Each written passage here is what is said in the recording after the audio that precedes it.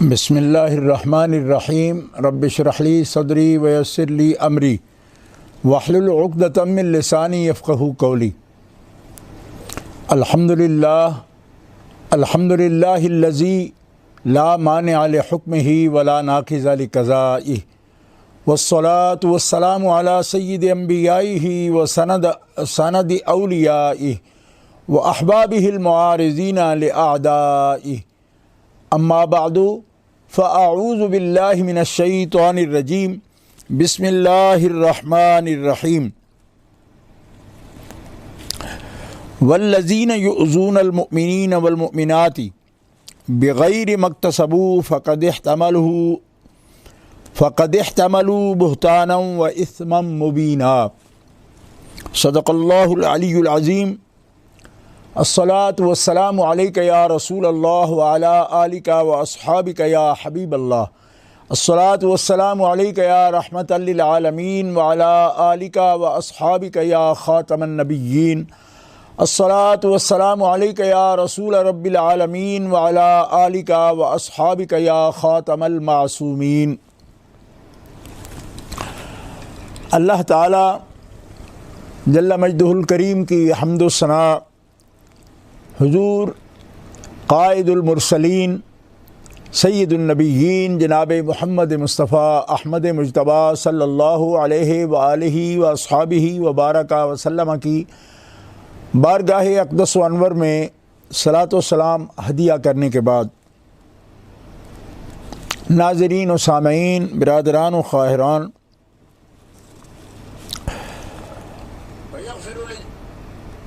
اللہ رب العزت جل وعلا قرآن مقدس میں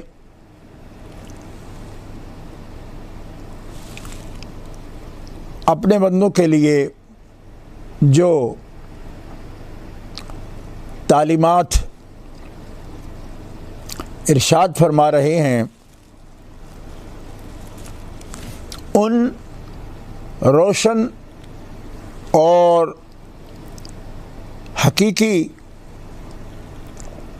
اصولوں، احکام اور ضوابط کو نبی کریم علیہ الصلاۃ والسلام نے اپنے رب کی عطا کردہ نعمت کے ساتھ، فصاحت و بلاغت کے ساتھ، اور مومنوں پر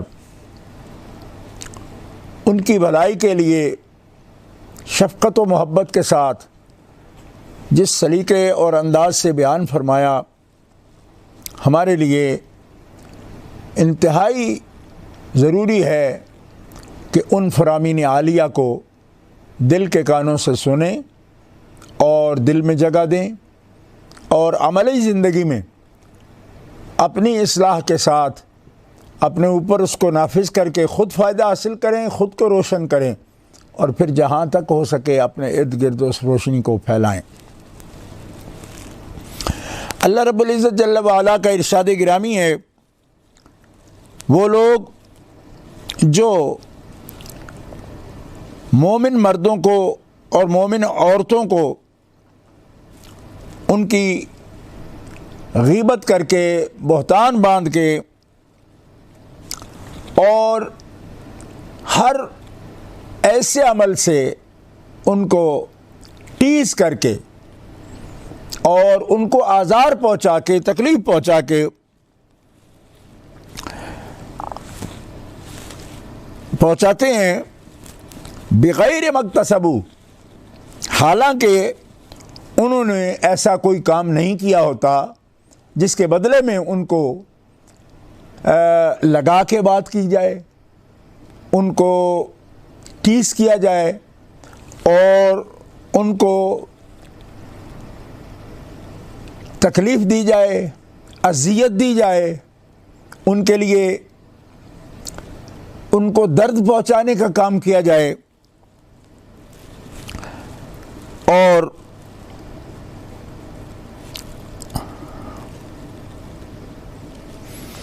تو اللہ تعالیٰ جل شانہ ارشاد فرماتا ہے، فقد احتملوا بہتانا واثما مبینا، انہوں نے جنہوں نے بغیر کسی کے ایسے رویے کے ان پر بہتان باندھ دیا، ان کو اذیت دی، ان کو لگا کے بات کی، تو ان لوگوں نے اپنے سروں پر بہت بڑا گناہ، اسم مبینہ، کہ بہتان باندھنے کا کھلا گناہ اپنے سر پہ انہوں نے لے لیا، کہ جنہوں نے مومنین و مومنات، مومن مردوں کو یا مومن عورتوں کو بہتان کے ساتھ اور بری بات کے ساتھ، ان کی دل آزاری کے ساتھ، ان کے ساتھ کوئی ایسا رویہ رکھا۔ حضرت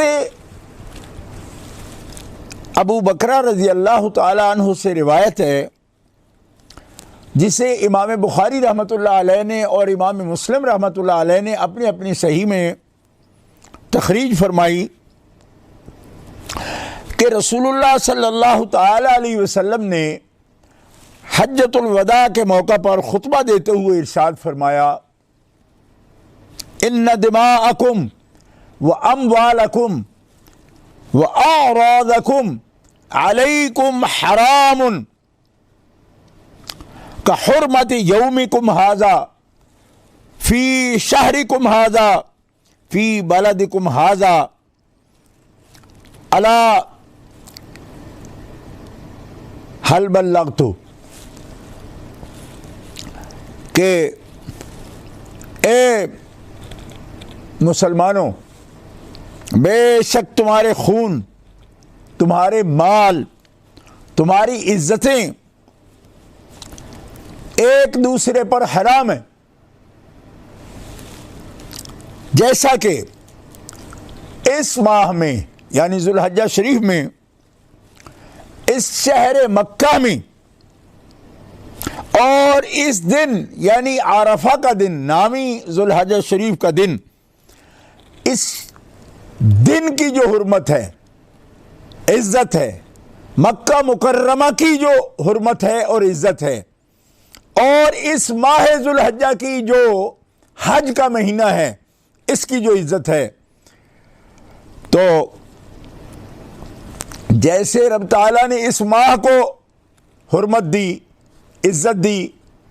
اور جیسے اس دن کو حرمت دی، اور جیسے اس شہر کو اللہ تعالیٰ نے حرمت دی ہے، تو اسی طرح رب تبارک و تعالیٰ جل شانہ وعز اسمہ نے ایک مسلم کے مال کو اور ایک مسلم کے خون کو اور ایک مسلم کی ذاتی عزت کو تمہارے لیے اسی طرح حرام قرار دیا ہے۔ نہ تم اس کے مال میں سے بغیر اس کے اذن کے، اجازت کے کچھ لے سکتے ہو، اور نہ ہی تم اس کا خون بہا سکتے ہو۔ اور خون بہانا کا مطلب صرف قتل کر دینا نہیں، بلکہ اس کی عزت پر حملہ کرنا، برے القاب سے اس کو یاد کرنا، ناپسندیدہ بات اس کے سامنے کرنا، اس کی دل آزاری کرنا، اس کو ٹیز کرنا، بات کسی کو کی دل آزاری کے لیے کرنا۔ رسول اللہ پاک صلی اللہ علیہ وسلم نے فرمایا کہ یہ سب اللہ تعالیٰ نے دوسرے پر حرام کر دیا ہے۔ اس کے مال کی حفاظت اور اس کی جان کی حفاظت اور اس کی عزت کی حفاظت اور اس کا احترام، اس کی تکریم اللہ تبارک و تعالیٰ نے دوسرے مسلمان پر فرض فرما دی ہے۔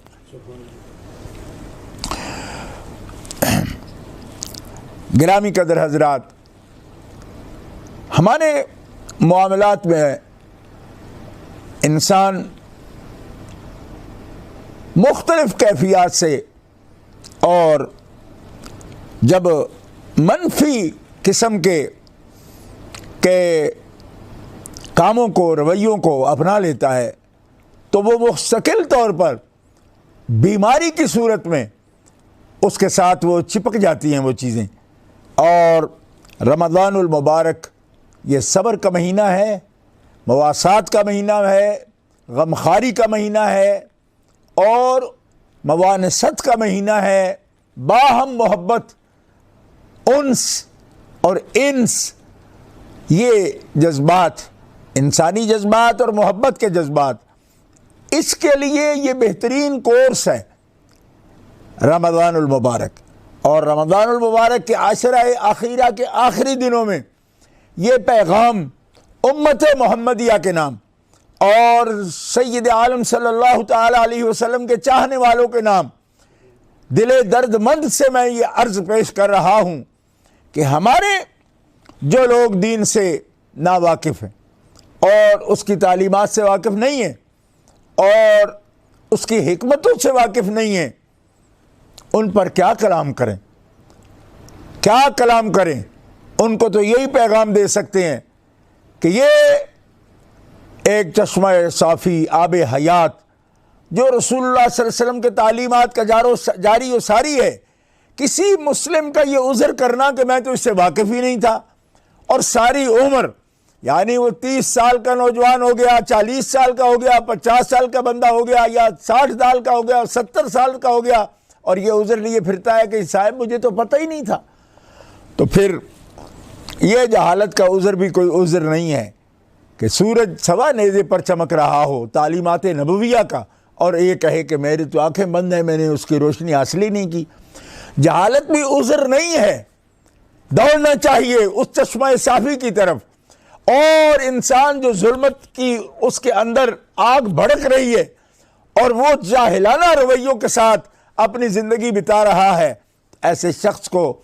اس چشمہ صافی کی طرف جو رسول رحمت کی تعلیمات کا چشمہ صافی ہے اس کی طرف بڑھنا چاہیے اور اس سے اپنی پیاس کو مٹانا چاہیے اور اس خشکی کو ختم کرنا چاہیے جو اس کے اندر ہو منفی رویوں کی. لیکن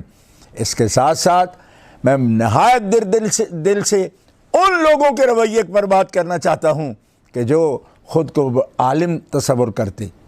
اور بات بات پر وہ اپنے سندیں نکال کر دکھاتے ہیں اور کہتے ہیں جی ہمارے پاس تو ڈگریاں ہیں، ہم تو یہ پڑھے ہیں، ہم وہ پڑھے ہیں.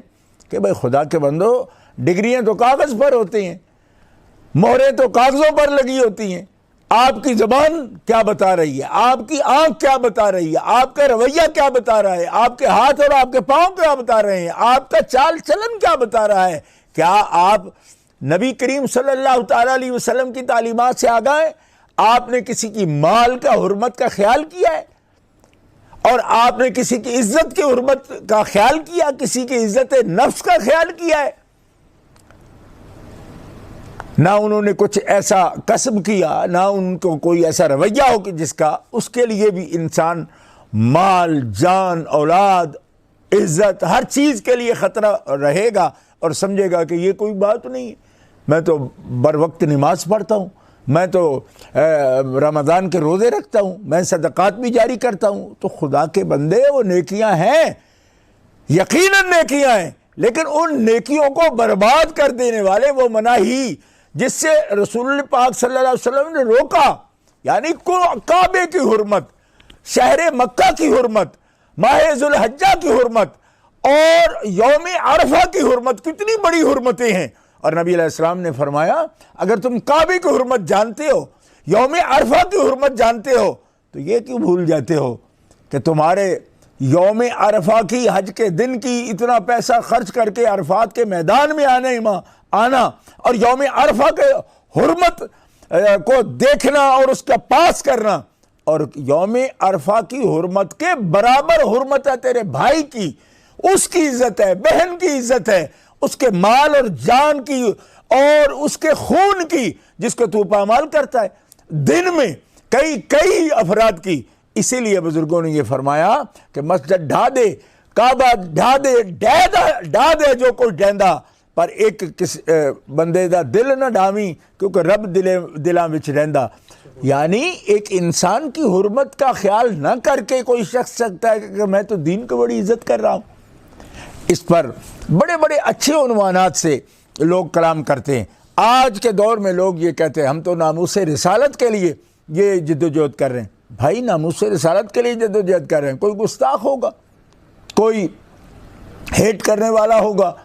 کہ جس کے خلاف آپ کا رویہ ہے، لیکن وہ آپ کی زد میں جو لوگ آ رہے ہیں، جن تک آپ کے ہاتھ پہنچ رہے ہیں، وہ بے قصور ہیں، انہوں نے تو کچھ نہیں کیا نا. تو ان کی عزتیں پامال کرنا، ان کی جانوں کے درپے ہو جانا اور ان کو گالیاں دینا اور ان کو ان کے ساتھ ایک منفی رویے کے ساتھ پیش آنا، تو یہ کون سا راستہ ہے جس راستے آپ رسول پاک صلی اللہ علیہ وسلم کی حرمت کی بات کر رہے ہیں؟ ارے رسول پاک کی حرمت تو یہ ہے کہ ایک مومن بھائی کی آپ عزت کر رہے ہو، اس میں بھی رسول پاک کی عزت ہے۔ کیوں کہ رسول پاک کی وجہ سے کر رہے ہو نا، کہ حضور نے فرمایا تم اس کی عزت کرو، اس کی مال جان کی حفاظت کر رہے ہو، اس میں بھی عزت ہے رسول پاک کی، کیونکہ رسول پاک کے دین کے احکام پر جب کوئی عمل کرتا ہے تو عزت کرتا ہے، اللہ کی عزت کرتا ہے، اللہ کے رسول کی عزت کرتا ہے۔ یہ کوئی طبعی تقاضا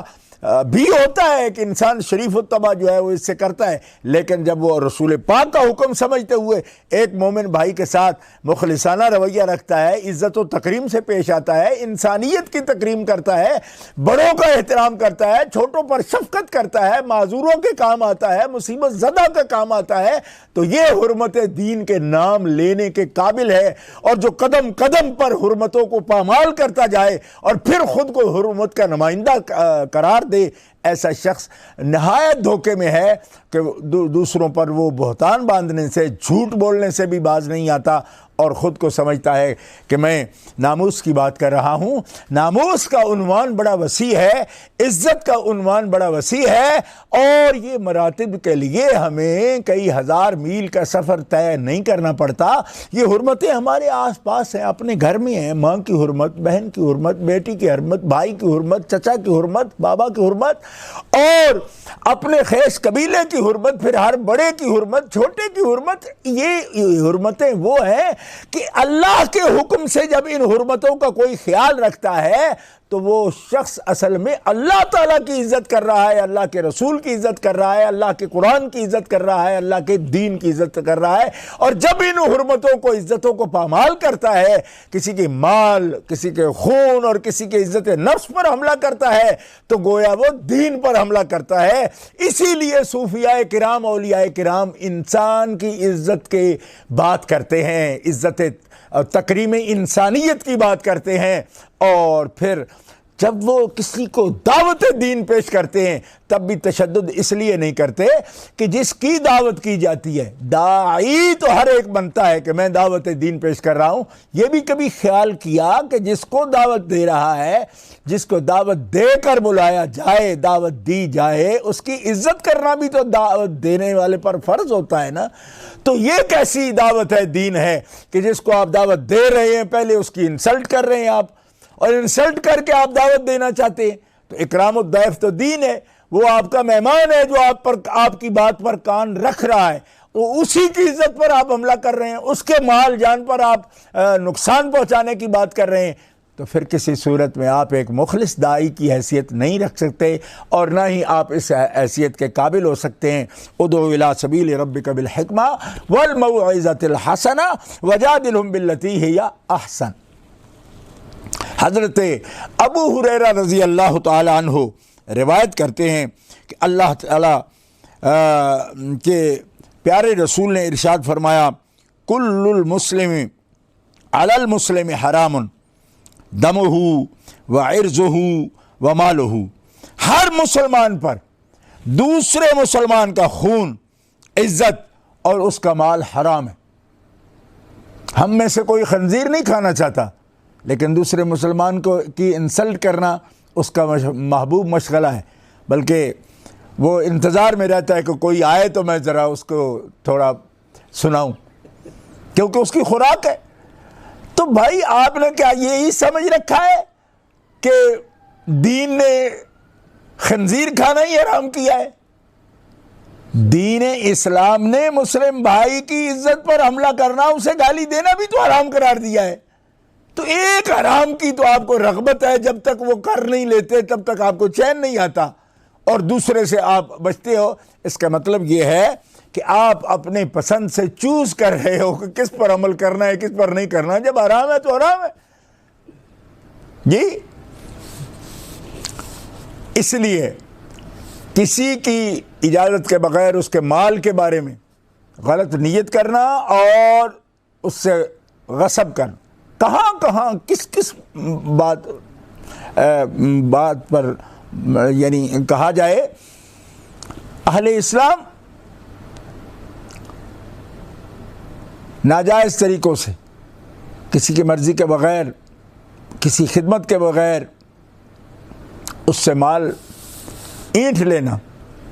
اور لے لینا، اور اسی طرح اس کی جان کو نقصان پہنچانا، خون بہانا، یا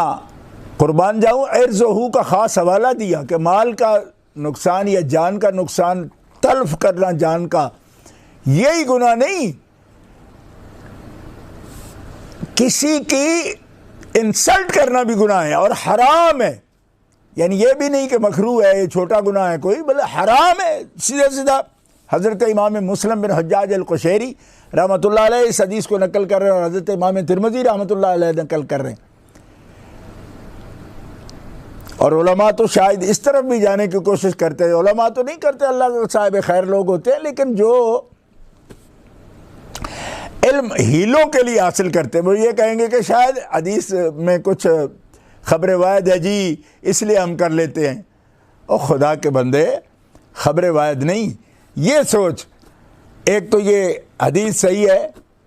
اور دوسرا یہ سوچو کہ جو رویہ تمہیں خود کو پسند نہیں، وہ رویہ کو دوسرے سے اختیار کرتے ہو. تو اس حرمت کا خیال کرنا، مال کی حرمت اور جان کی حرمت اور تکریم، عزت، اس کا خیال کرنا، اور کسی کی بے حرمتی کو حرام سمجھنا. آج کل تو ظلم یہ ہے کہ علم کی آڑ لے کر لوگ اور ان مقدسات پر حملہ کر رہے ہیں، مقدسات پر حملہ کر رہے ہیں. خدا کے بندو،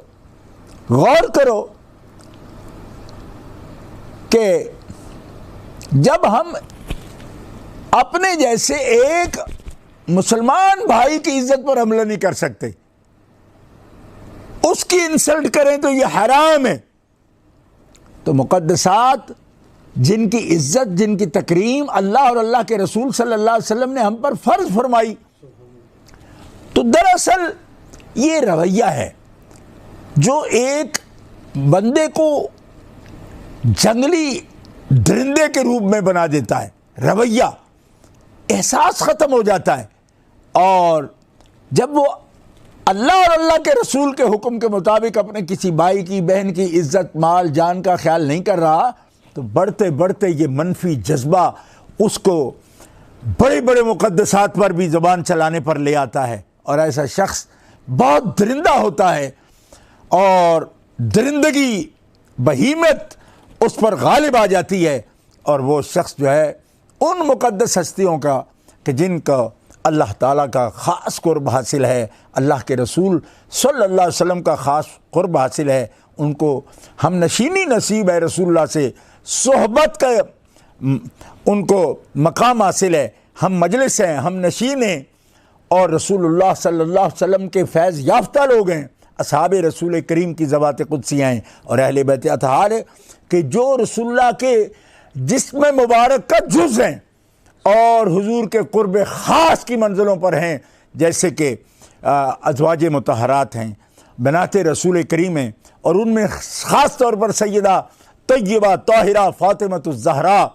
سلام اللہ علی ابیہا و علیہا، حضرت مولا کائنات علی مرتضیٰ شیر خدا کرم اللہ تعالی وجہ الکریم، حضرت امام حسن مجتبیٰ، حضرت امام حسین علی مقام،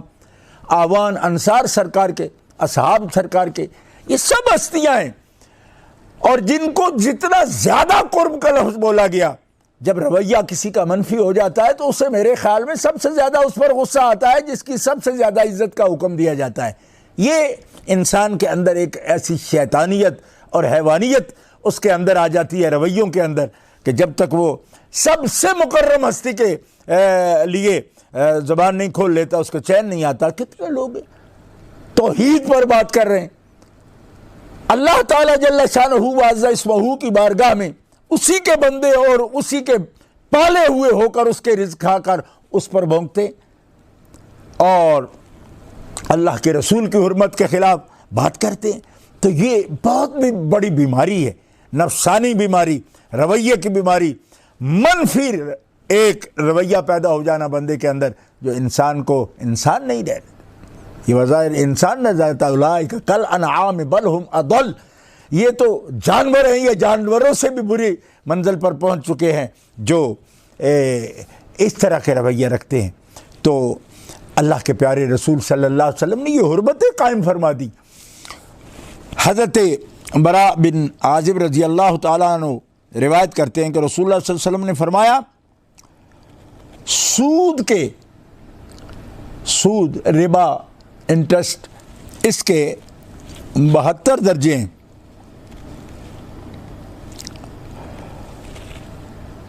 سود کے 72 درجے ہیں، 72 سٹیپس درجے ہیں۔ سب سے کم درجہ یہ ہے، ربا کا سب سے کم درجہ یہ ہے کہ کوئی شخص اپنی پیدا کرنے والی ماں سے برائی کا ارتکاب کرے، یعنی انٹرسٹ، سود بلا عوض نفع لینا اس قدر بڑا گناہ ہے کہ اس کے گناہ کے درجے جو ہیں وہ 72 ہیں، اور سب سے کم درجہ یہ ہے کہ کوئی شخص جیسے اپنی ماں کے ساتھ معاذ اللہ معاذ اللہ معاذ اللہ برائی کا ارتکاب کرے، کتنا بڑا جرم ہے۔ تو فرمایا سب سے کم درجے کا سود اتنا گناہ ہوتا ہے جتنا کوئی شخص اپنی ماں کے ساتھ معاذ اللہ برائی یا بد کرداری کرے۔ اور اہل اسلام بہت ہی دھیان سے سننے کی ضرورت ہے۔ ہمارے آقا صلی اللہ تعالی علیہ وسلم ہمارے دلوں کی بیماریوں کا علاج فرما رہے ہیں۔ وَإِنَّ أَرْبَ الرِّبَا، اللہ اکبر، سب سے کم درجے کا سود کی برائی جب یہ ہے تو سب سے اعلیٰ درجے کا سود کیا ہوگا، ربا کیا ہوگا؟ وَإِنَّ أَرْبَ الرِّبَا استطالۃ الرجل فی عرض اخیہ، اور 72 درجوں میں سب سے اونچے درجے کا ربا کیا ہے؟ سب سے اونچے درجے کا ربا یہ ہے کہ آدمی اپنے مسلمان بھائی کی عزت کو خراب کرے، اپنے مسلمان بھائی کی عزت کو خراب کرے۔ جب سب سے کم درجے کا سود ربا یہ ہے کہ اپنی ماں کے ساتھ بدکاری کے برابر ہے، تو جو سب سے بڑھ کر گناہ ہے وہ کتنا ہوگا؟ فرمایا سب سے بڑھ کر گناہ یہ ہے کہ اس کو اپنے مسلمان بھائی کی عزت کا خیال نہیں ہے، اس کی بے عزتی کرتا ہے، اس کی انسلٹ کرتا ہے، اس کو آر دلاتا ہے، اس کو برا کہتا ہے۔ یہ سب سے اونچے درجے کی برائی ہے۔ یعنی اندازہ فرمائیے کہ ہمارے آقا کریم صلی اللہ تعالی علیہ وسلم عزت انسانیت کو کیا درجہ عطا فرما رہے ہیں، اور اخوت اسلامی کو کیا درجہ عطا فرما رہے ہیں، اور اگر ہم غور کریں تو کس کار مذلت میں ہم گرے ہوئے ہیں۔ اتنی گہرائی تو کنویں کی بھی نہیں ہوگی جتنی اقدار ویلیوز کی خرابی ہمارے مسلمانوں کے اندر آ چکی ہے، اور ہم ہر وقت کسی کو اس کا ذمہ دار گردانتے رہتے ہیں۔ معاشرہ ٹھیک نہیں، معاشرہ ٹھیک نہیں، معاشرہ ٹھیک نہیں۔ معاشرہ ٹھیک ہوگا مسلمانوں فرد کے ٹھیک ہونے سے، فرد ٹھیک ہو جائے گا۔ ایک بندہ خود کو ٹھیک کرتا ہے، اس سے معاشرہ ٹھیک ہوتا ہے۔ اللہ اکبر۔ کیوں؟ کہ معاشرے افراد سے وجود میں آتے ہیں، فرد کی اصلاح سے معاشرے کی اصلاح ہوتی ہے۔ تو جو بھی بندہ سنے وہ احساس کرے اس بات کا کہ ہمارے آقا صلی اللہ تعالی علیہ وسلم کی پاکیزگی، آپ کی لطافت، آپ کی طہارت اور آپ کی سوچ، آپ کی حکمت اللہ کے سنوارے ہوئے ہیں نا، وہ ہمیں سنوارنا چاہتے ہیں، ہمیں ستھرا کرنا چاہتے ہیں، ہمیں بتا رہے ہیں کہ تم کس غلطی میں پڑے ہو۔ چند عبادات کو تم ذریعہ نجات سمجھ رہے ہو اور معاشرے کو تم جہنم کا نمونہ بنا رہے ہو۔ ہر طرف رویوں کی آگ جل رہی ہے اور معاشرہ جہنم کی مثال بن رہا ہے، اور تم اس میں ہر روز ایک آگ کا اضافہ کرتے جاتے ہو، آگ لگاتے ہو اور کہتے ہو ہم تو اصلاح کر رہے ہیں۔ ارے خدا کے بندو، یہ اصلاح نہیں ہے، یہ معاشرے کو ابتری اور زوال کی طرف لے جانے والی چیز ہے جو معاشرے کو تباہ و برباد کرتی ہے۔ سوسائٹی جن اقدار سے، جن ویلیوز سے تشکیل پاتی ہے، بلڈ ہوتی ہے، وہ ایک فرد کا کام ہے، اور فرد جب اپنی اصلاح کرتا ہے تو معاشرے کی اصلاح ہو جاتی ہے۔ ہمیں ان رویوں پر غور کرنا چاہیے، اور رویوں پر غور کرتے ہوئے ہم آگے بڑھیں گے تو یقیناً معاشرہ، ہم جس جنت کو ڈھونڈتے پھرتے ہیں، اللہ کے فضل و کرم سے یہ معاشرہ خود جنت کی مثال بن سکتا ہے۔ ام المومنین حضرت عائشہ صدیقہ